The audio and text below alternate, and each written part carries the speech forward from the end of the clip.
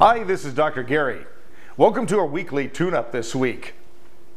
Well, as this week moves forward, we're into springtime here in Northern California, and around the world I know there's still a lot of cold weather going on, a lot of weird stuff going on. The people I talk to all over seem to have one common thing going on all the time. It's one of the things that I seem to have worked with through my entire career with people, and it's something that we have to learn how to master. This one thing keeps us from having fun, it keeps us from making money, it keeps us from prospering and thriving in our families and our communities. It keeps us from building the businesses or building the dreams that we once had when we were younger. This one thing gets in the way of just about everything. In fact, I could say if you could conquer this one thing and learn how to master its influences on you, you pretty well got it made. So what is it? We talk about it all the time. It's one of those crazy things that's invisible. You can't even see it. In fact, it doesn't even exist. So what do you think it is? Is it the virus words? Nah. The virus words can help control it. Is it disease and sickness? No, that's not it either. It's fear, worry. The thing that goes off inside of our head is a little strange voice that says you can't do it. One of my NLP trainers this week had an interesting thing to say about that. And I thought it was brilliant because they had someone in their circle of influence where they were working say that they couldn't accomplish their dreams. They wish they could be like that person. They wish that they could just do what they do. And he had a simple question. He said, why can't you? I know that's a virus word, right? But it actually works. Because the reason that they can't is because of their choices and the way they're thinking about things. Ask yourself this question. Are you doing exactly what you want to do today? Whether it's a job, whether it's a career, whether it's love, a relationship, is this where you want to be? Or is this just where you're kind of stuck and sitting right now? You know, even in relationships, I know a lot of people, including myself, have stayed in a relationship. Not that there was something wrong with that other person, even when it wasn't working well, just from a fear of being alone. Well, that doesn't work either, because there's that word again, fear. I know people all the time stay in relationships just because they're afraid to leave because they're going to hurt someone else. There's that word again, fear. If you really stop and listen to people right now, you're going to hear that word a lot.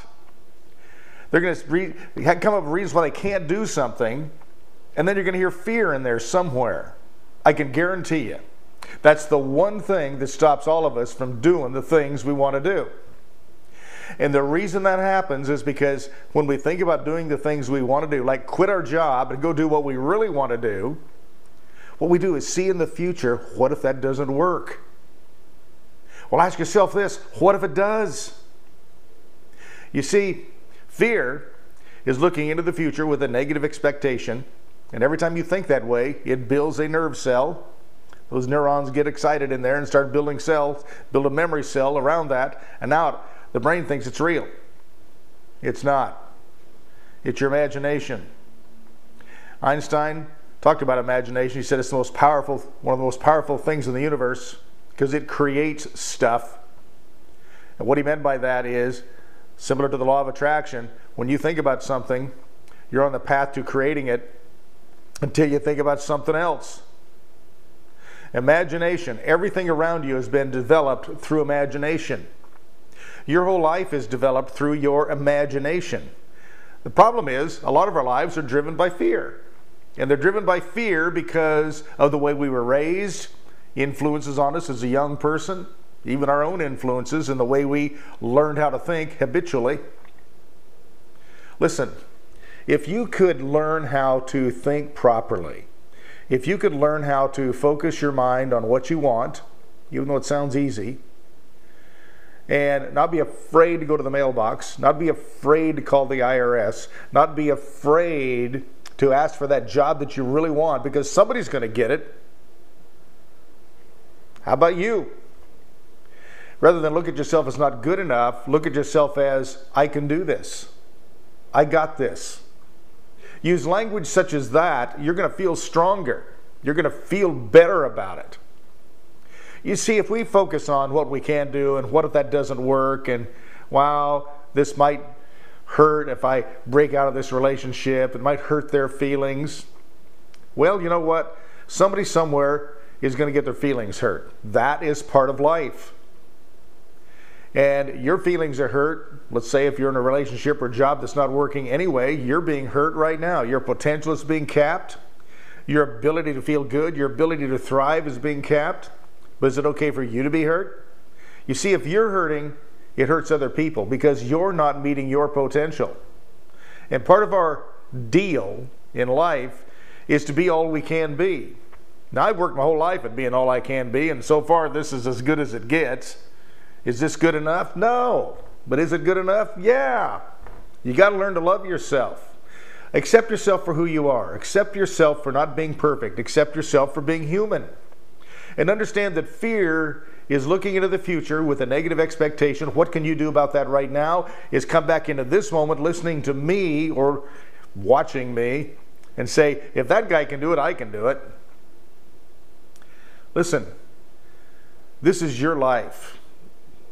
You have a right, a spiritual right to enjoy it and to reach your full potential. If you don't do it, nobody can do it for you. Your fear is between your ears. Now, yes, you're going to have days where you might stumble. So what? There is no failure in life. There's just feedback. If you do something and it doesn't turn out the way you want it to, did you fail at it? No. Do it differently. Look at what you could do differently to improve upon it.